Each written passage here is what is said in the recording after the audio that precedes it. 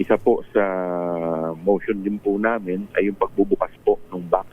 Maalala po ninyo, Oo. yung BIR, BIR. pong binigay sa amin, pero box lamang po ito, hindi po natin nabuksan to.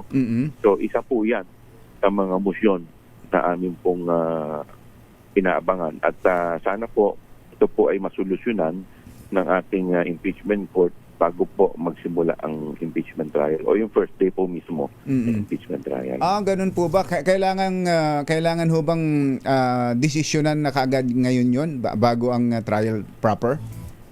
Kasi po, para po masama rin po namin sa marking, baka po mamaya, pag nagsara na po yan, hindi na po namin maasama sa marking, paano po namin magiging parte po ito ng aming ebidensya.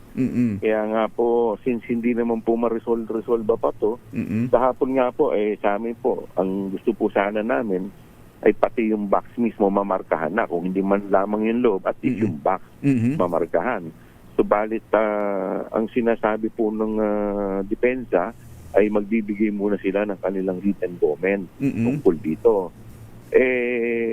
Kaso ang sa amin naman po kasi, baka mamaya hindi po tumasama, hindi po kami masisisi, hindi po sa amin sasabihin na hindi ninyo isinama yan. Kasi at least nandito po yung aming intention at si Chair Jinky naman po ay nagmanifest ng kanyang reservation.